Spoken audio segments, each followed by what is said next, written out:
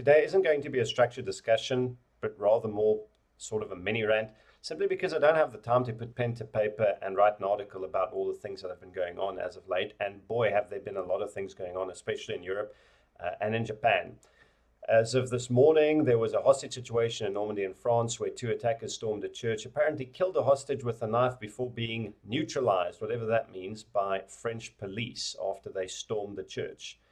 This brings events and the death toll of the past week up to, I don't even know, I haven't kept track. Last night there was a knife attack in Japan that left 19 people dead, and this ties in with a very, very busy week in Europe, and I'm going to read that off to you. In the past month or so in Europe, the European Union, July 25th, that was yesterday, one person killed, 12 injured at a restaurant in Ansbach near the German city of Nuremberg in an explosion that occurred late on Sunday. July 24, 21-year-old Syrian refugee woman killed a woman with a machete and injured two people before being arrested in the southern German city of Reutlingen. That's after he was run over by someone in a BMW, apparently, to stop the attack. July 22nd, 18-year-old German-Iranian gunman apparently acted alone, opened fire in a busy shopping mall in München, and killed at least 9 people. July 19, a 17-year-old Afghan refugee, injured at least 20 passengers with an axe and a knife in the German city of Würzburg. He was shot dead by German police later. July 26, 3 suspected IS group suicide bombers targeted the international terminal of Istanbul's Ataturk airport, killing at least 36 people. Strictly speaking, that is not Europe, more like Asia Minor, but it doesn't matter. It fits in with what's been going on. July 14, a man driving a truck, apparently a French citizen of Tunisian origin, plowed into a crowd that was celebrating Bastille Day in Nice, killing at least 84 and injuring 100 others. ISIS claimed responsibility for the attack. June 13, La Rosa Abala stabbed a 42-year-old police commander to death at around 8:30 p.m. in France, in his home, might I add. He also murdered the commander's wife, and the only survivor was their 3-year-old son.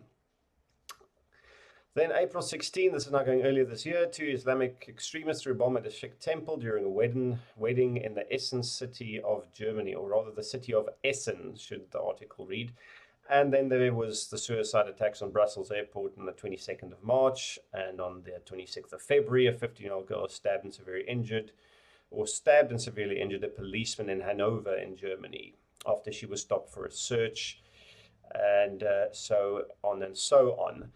2016 has been a very, very busy year regarding violence, especially in Europe. It is flaring up there right now like you cannot believe. But despite the overwhelming amount of these events not taking place with a gunman involved, we've seen trucks, explosives, sharp objects, a whole bunch of things. And what happened in Japan last night, that may not be a terrorist attack, but that's still a mass killing of 19 people with knives by an attacker. Despite all of that, the European Union is continuing with the false narrative, and it's continuing to push the lies and the inaccuracies and everything else that it's trying to throw out there to get an EU gun ban going and get more restrictive firearm legislations. I just want to go, hello, listen, EU, you have among the most restrictive, onerous, and draconian firearm legislation in the world.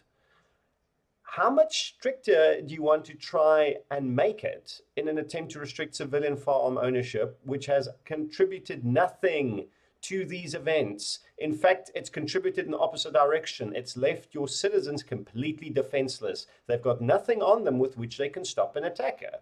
If a guy draws a knife, what are you going to do? You're not going to take him on with your bare hands. And if he goes on a stabbing and slashing spree like the dude with the machete did, unless someone runs him over, he's going to carry on killing until eventually the police respond. This is the whole crux of the matter. You are the first responder. You are always the first responder to your personal crime scene.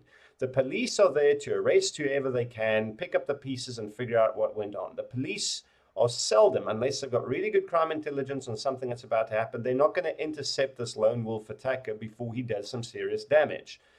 Where do the guns come from? Like the train attack last year, which was a full order AK-47. That was on a train between Paris and I think it was Brussels. where American servicemen who were on holiday actually stopped the attack dead in its tracks. Those things filter through from I don't know where. Ask the Balkan states. The Yugoslav wars haven't been over all that long ago. There's very little control about the arms and ammo that are still stockpiled there. So it's not that difficult getting these things from recent war zones across borders into Europe.